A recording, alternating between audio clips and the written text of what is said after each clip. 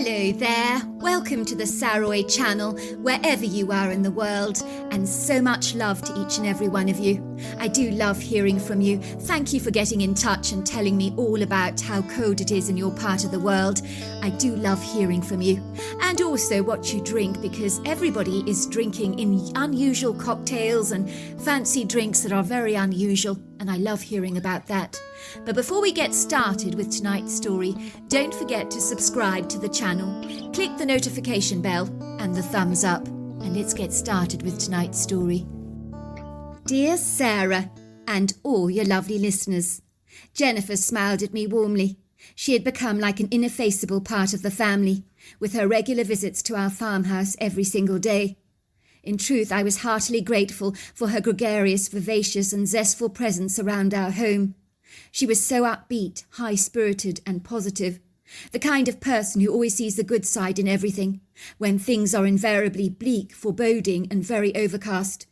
In my case, things were on a downhill turn. My life had spiralled out of control, with my wife's devastating diagnosis of pancreatic cancer.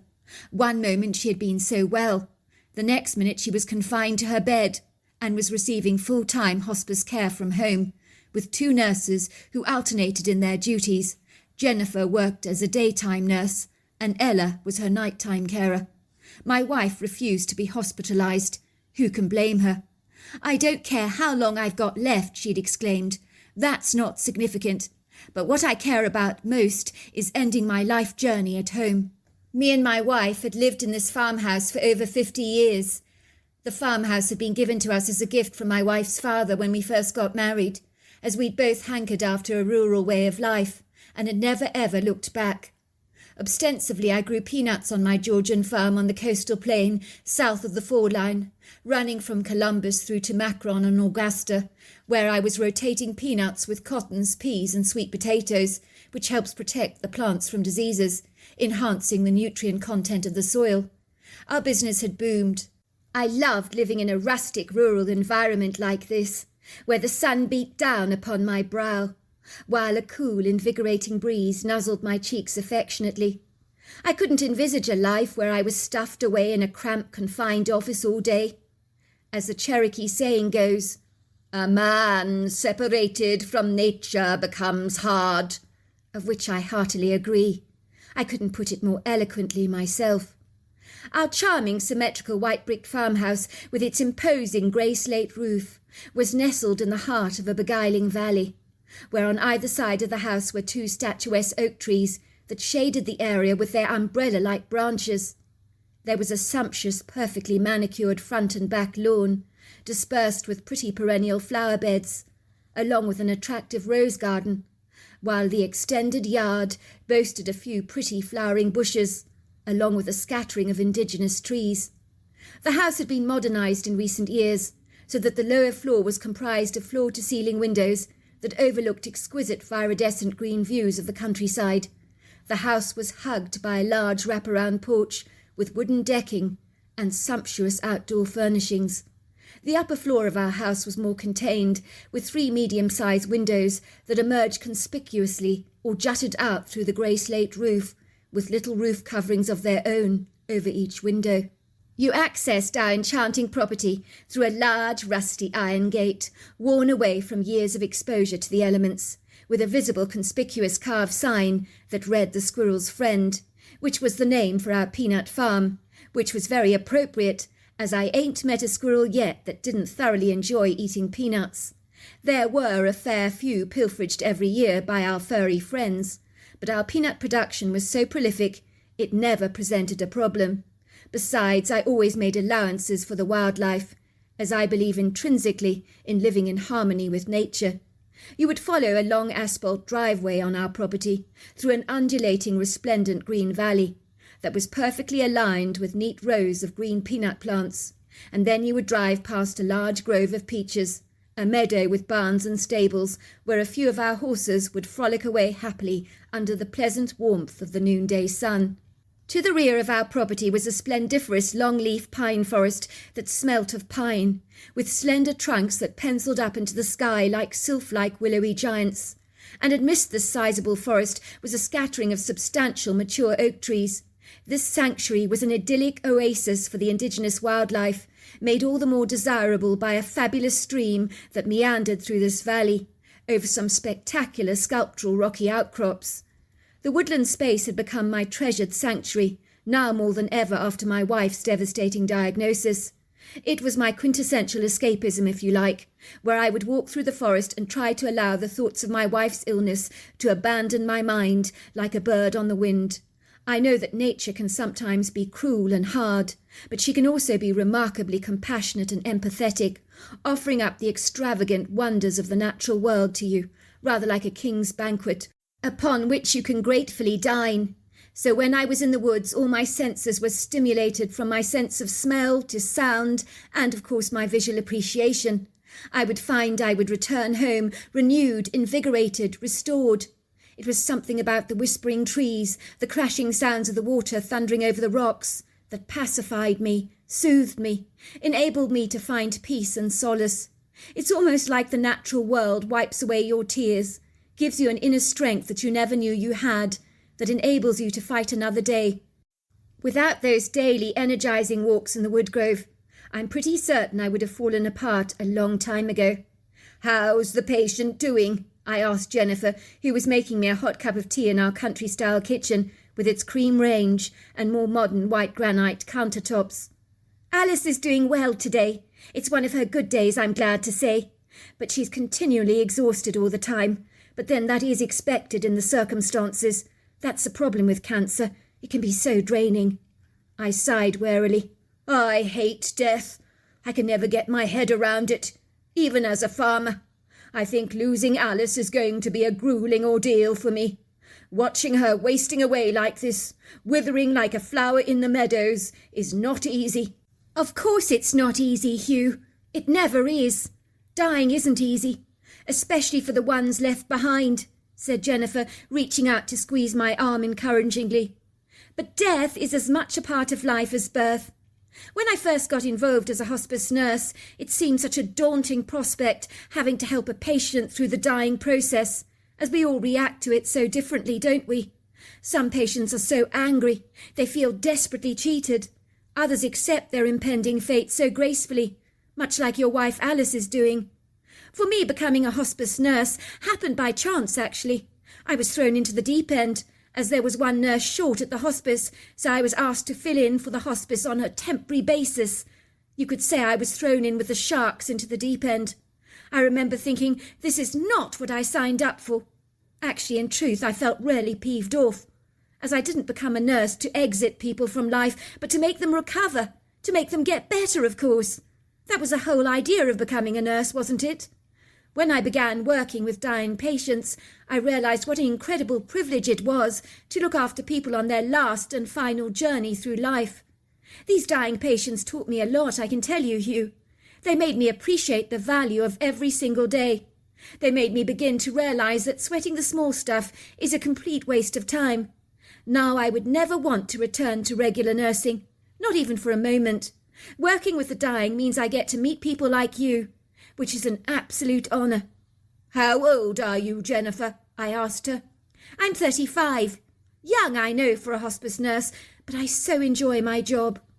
"Do you believe in life after death?" I asked her. "You can be straight with me. I won't take any offence.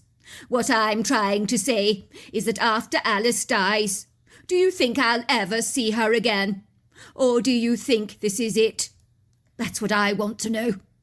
You know, it's a funny thing. Until I worked with the dying, I didn't believe in God. I was of the opinion that if there was a God, why was there so much suffering in the world? I believed that once you died, it was all over. There was nothing more beyond that. My mother's seriously religious. She was frustrated with me about that, claiming that if I didn't believe in God, that my atheism would drive me to the gates of hell, where my soul would be damned for all eternity, that I would be left to burn within the fiery flames. "Oh dear, that's a bleak outlook indeed," I said. Well, I didn't pay much attention to my mother's rambles. However, when I worked with dying patients, strange things began to happen that I couldn't ignore. "Like what?" Well, very often on the day the person that I was taking care of was going to die, They became, let's just say, compos mentos, when days before they'd been rarely out for the count. Often the patient would tell me that they were hungry. I would bring them something to eat. They would eat a lot. Then they would talk to their relatives. I was to later learn that this is known as the golden hour, where you can say your goodbyes to your loved ones.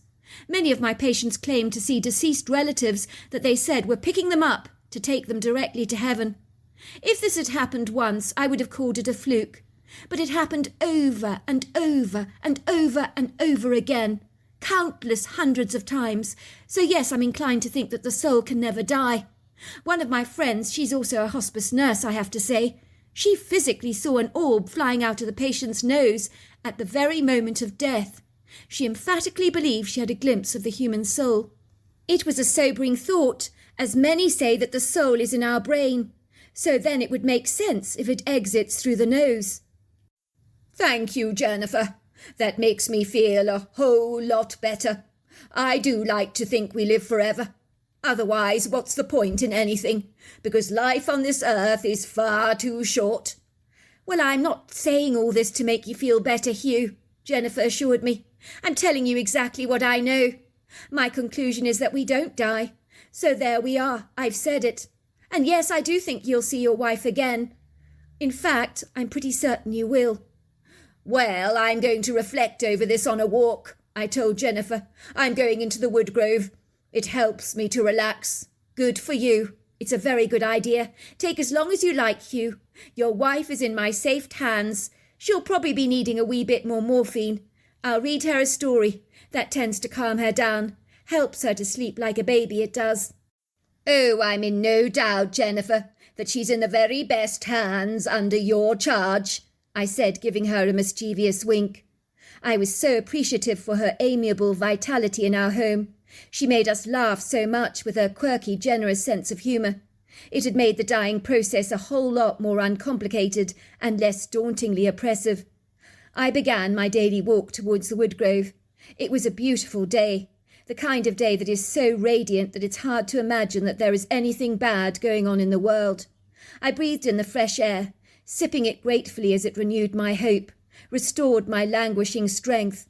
Somehow being close to nature helped me expunge all the current challenges in my life, lay them to rest without dwelling on them too much. As I entered the woodgrove, a bright little squirrel with large brown eyes watched me curiously as he nibbled away on an acorn. I was amazed by how tame he appeared. For a moment I stood still, rather like a marble statue, staring at the little creature. Finally he dashed up a branch and was gone from my sight. I could hear the pleasing chirrups, tweets, whistles and warbles of the bird's song. This enchanting sound tranquilized, mollified, soothed my troubled soul, rather like a band-aid on an inflamed, open wound. I smiled happily as a flock of rather social quails swept through the leaf litter on the ground with sideways movements. Then I could hear the crashing sound of the water thundering majestically over the rocks. I sat down on a large voluptuous boulder on the water's edge, paddling my feet into the water. I began to skim a few pebbles across it, something I'd done a lot as a boy. I often would wish as I threw a stone, rather like throwing a coin in the Trevi fountain in Italy. My mind was not short of wishes. These wishes of mine, without exception, were big. "Feel better?" asked Jennifer, after I returned from my walk in the woods. "You seem to be positively glowing. I can see the colours return to your cheeks. Come and see the patient. She's eager to see you." "I do feel much better," I admitted. "It's being outdoors in the fresh air. It does you a world of good." I entered my wife's bedroom. She was sitting upright against several puffed-up pink floral pillows, smiling at me brightly, like the warm sunshine. For a fleeting second she looked so much like her old self. You could be forgiven for believing she wasn't dying at all. How I wished that was true, and that my wish at the water's edge could come to pass. But wishes were like whispers on the wind. Still one can dream, hang on to hope. "How are you doing, sweetheart?" I said to my wife, giving her a large, affectionate kiss on the cheeks. "I'm feeling quite good today, actually. You're not looking bad yourself, sweetheart," she said, taking my hand in hers. "Now you listen to me, and you listen good. I may be dying, but this does not mean you should stop living. You hear that? I want you to live every single day to the fullest. Grieving is a waste of time. Being sad is so pointless, it's futile. You're right, sweetheart, I said, stroking her hand. It's difficult to be happy, though, when I know you're in pain. Nonsense! My pain is being managed perfectly. Jennifer's doing a sterling job, so don't you worry your head about that. That evening the night nurse Ella arrived to take care of my wife for night duty. I sat up in the living room to watch some light-hearted television. Then I retired to bed. I woke up later that night, sweating profusely. I was having a distressing nightmare about my wife's impending death. Hence I couldn't sleep easily at all. I was restlessly tossing and turning. I quickly climbed out of bed. I started pacing up and down the bedroom, rather like a frustrated animal in a zoo enclosure. I thought I was coming to terms with my wife's death, but now I wasn't quite so sure about that. It was apparent that the idea of being widowed had hit me hard like a brick to the head. It appeared to be haunting my most lucid nightmares. I glanced at the clock. It was 12:30 at night. I couldn't get any sleep. The turbulent, fretful restlessness I felt was all-consuming. It monopolized my every thought. There really was no point in going back to bed. Then I had an inspirational idea. Why not take a leisurely walk in the woodgrove? So what if it was late at night, I thought. Why should that matter in the slightest? On the contrary, it could be fun. It would be far better than twiddling my thumbs with an unrestful insomnia, desperately battling to get some quality sleep that would elude me. I grabbed my rifle, threw on some warm clothes, put on a headlamp and ventured out of doors. Funny enough, I could feel an exhilarating thump in my heart as an excited flurry began whisking through my body like white fluffy meringues. I'm not sure I can remember the last time I actually took a walk at night. I could already feel my agitated tension lifting off me like a hot air balloon sailing away in the wind, floating up into the fluffy white clouds. By all accounts, it was a fabulously beautiful night, with a cool breeze blowing. It would seem the gentle, invigorating, stirring air revitalized and uplifted me, especially since moments before I'd been soaked in the heat of my own sweat. I glanced up at the vast firmament, lost in the marvellous wonder of the silvery clusters of stars that adorned the sky like sparkling diamonds, while an almost full moon dappled the night with a gentle, silvery, ethereal light that cast its soft shadows on the fauna and flora. As I embarked upon my journey or adventure into the woodgrove, I was welcomed by the animated, cheerful chorus of the crickets and frogs, the hoots of owls, the occasional yapping sounds of neighbourhood dogs. I disturbed about 6 raccoons on the run that scattered the moment they saw me. I wondered if they would have done the same if my wife had been here. Probably not. I'm almost certain they would have recognised her. I smiled as over the years my wife had enjoyed feeding the raccoons. She adored their distinctive black patches on their eyes that made them look like mischievous rascals or black-eyed bandits that were up to no good. My wife had successfully tamed some of those raccoons that had been eating out of her hands for many long years. These little buggers took one look at me and decided they needed to abscond from my presence, bulleting away through the forest faster than greased lightning. As I walked, I could hear the crashing sound of the water thrashing and colliding viciously over the rocks. Then the sound of the night seemed to mute. The crickets and frogs stopped singing, almost as if they were holding their breaths for a moment. It was as if someone had intentionally switched off the background music for a brief reprieve or interval, if you like. In a trice, things became inauspiciously quiet, with, of course, the exception of the water that continued to make its thunderous assault over the rocks, with no respite. I could see the wind had picked up its unrelenting speed as it whistled through the tall, long-leafed pines.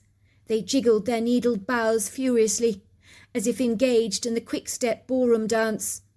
Their swift swinging movements seemed baleful and menacing, almost as if the trees themselves, if they didn't happen to be anchored in the ground and stationary, they themselves would choose to eagerly run away in trepidation from this ominous night. An ill-boding premonition seized me like a quick warning squeeze or nudge on the shoulders, giving me the distinct impression that a predator was loitering in the dark shadows.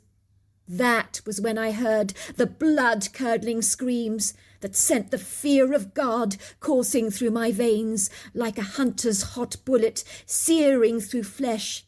It sounded as if a woman was screaming out in agonizing pain as she was being savagely murdered.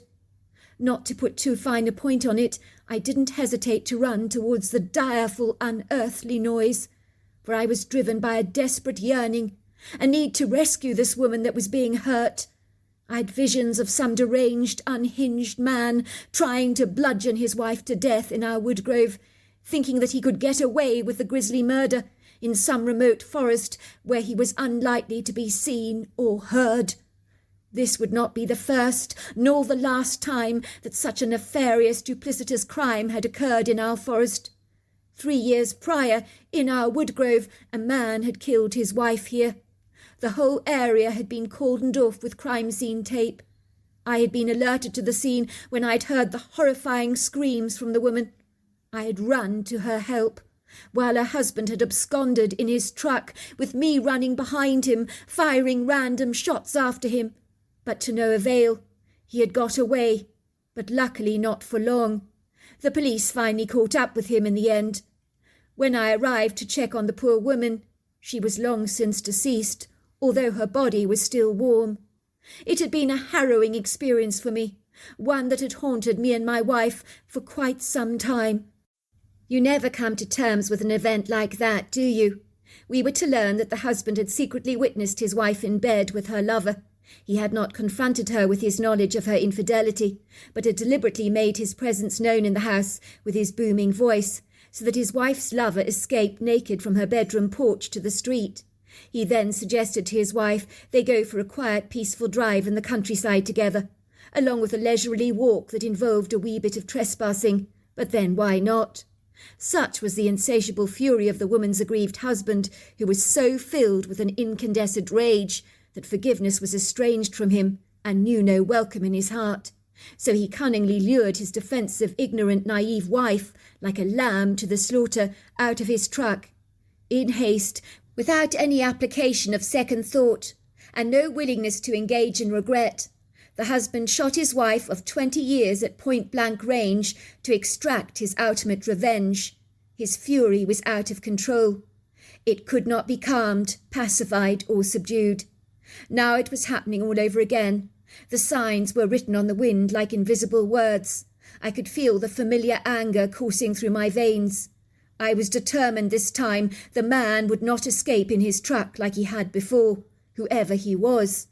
In my mind's eye, this insidious event from 3 years prior was now replaying its malignant, acrimonious tune in my life all over again.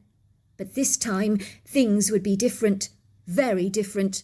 I promptly decided that if needs must, I would shoot the man in order to save the impuissant, poor, defenceless woman. Something instinctively made me slow down as I drew very close to the screaming woman. Perhaps I was secretly concerned that the irate husband would turn his rifle upon me, for there is no telling what a man will do when his sanity and sense has evaded him. I surreptitiously went to hide behind the large stump of an old oak tree, where I could study the proceedings with a judicious assessment, but what I saw made me recoil in horror.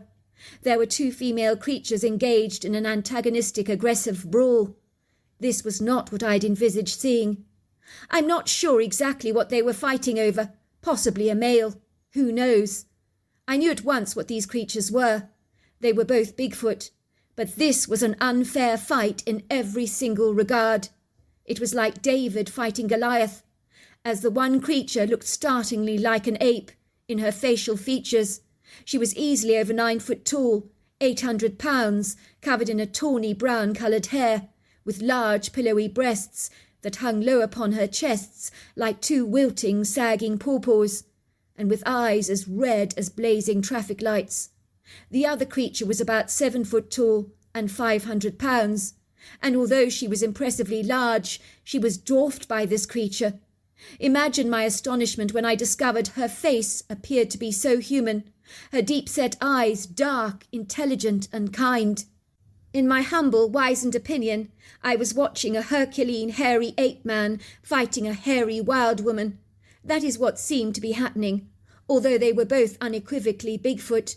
I stood there watching this enigmatic fight unfold before my eyes, like a movie director assessing a clip in an esoteric movie. But this was real. I was pontificating, speculating what kind of course of action I should take. Should I intercede, or should I not? I had huge reservations, for this 9-foot ape-like creature looked volatile, treacherously dangerous. I wouldn't hesitate to suggest that if I fired at her, she would seize me in a second without flinching, before I could shoot her again. I would be viciously killed with one strike of her mighty hand that was as forceful as a garden trowel. I was in no doubt about that. I stood there like a spectator watching a blood sport, when in bygone times people came to watch a fight to the death with cockfighting or dogs. I could feel my heart racing through my chest violently. I could discern every single beat, while an incongruous icy-cold sweat began to trail down my face, like slow raindrops dribbling down a glass pane. The large ape-like humanoid was screaming like a banshee, an ear-piercing sound that would make glass shatter, it was so discomposing. She was pouncing on the smaller Bigfoot, using her large, powerful feet, lunging with her legs. She lifted those legs to chest level, using them like deadly weapons. She managed to get the wild woman on the ground. She was hitting at her with her powerful, forceful thrusts, using her feet all the time. She managed to cause open wounds on the little Bigfoot. The Bigfoot was physically bleeding. The wild woman whimpered. Everything went deadly quiet. The huge ape-like creature kicked the wild woman one more time to see if she would move. She didn't react. All was still. Once satisfied that her foe was indeed dead, the large ape-like Bigfoot glided away. She disappeared into the heart of the forest, leaving behind a ghastly stench that reminded me of sulphur. I immediately ran up to the lump of bloodied hair lying on the ground, feeling certain that this Bigfoot was dead, beyond my help. A small part of me wished I had possessed the courage to shoot at that nasty large Bigfoot, but an overwhelming terror had seized control over my ability to react, rendering me helpless and inefficacious in every regard. I ran over to the Bigfoot, my heart sinking, realizing to my astonishment that the creature was still alive, but blood was pouring profusely out of her leg at an alarming rate. It didn't look good. The prognosis was bleak. I knew if I didn't stop the bleeding, she would be dead in seconds, literally seconds. Those kind of injuries are notoriously fatal, without efficient, super-fast intervention. It was fortunate, as before I ever met my wife, I had done a short stint as an EMT on the beat, so I knew a thing or two about first aid and prompt application. I tore my shirt and made a tourniquet to stop the bleeding. I then managed to get my ATV to the scene, using a drag chain and plastic torp to roll the creature onto it, which I managed to drag back home. How I did this I am not sure, but against all odds, with a great deal of heavy breathing, I managed to get a badly injured Bigfoot back to my farmhouse in one piece. Ella, the nurse on duty taking care of my wife, helped me to drag the torp into the downstairs bedroom, where we rolled the creature onto one of those pop-up double mattresses low on the floor. But the Bigfoot helped us maneuver her, even though she was very out of it all. The nurse didn't ask me any awkward questions. She just went to work efficiently and quickly like a pro. She disinfected the creature's wounds, administering first aid, stitching up open wounds to stop bleeding, and giving the creature medication and painkillers. She knew exactly what she was doing. She'd worked in accident and emergency for 10 long years before, eventually branching out into hospice care. Once the Bigfoot was stable and heavily sedated, Ella asked me hundreds of questions, none of which I could answer. "You found a Bigfoot? That's extraordinary. What happened?" "Well, I went for a walk in the wood grove. I heard a woman screaming. I thought she was being murdered by an aggrieved husband. It's happened here before on our land. So I ran to the scene at once, but I was very cautious when I got up close to the commotion, in case the husband was inebriated or off his head. You do have to be cautious in this regard. When I arrived on the scene, let's just say I was gobsmacked. There is no other word to use.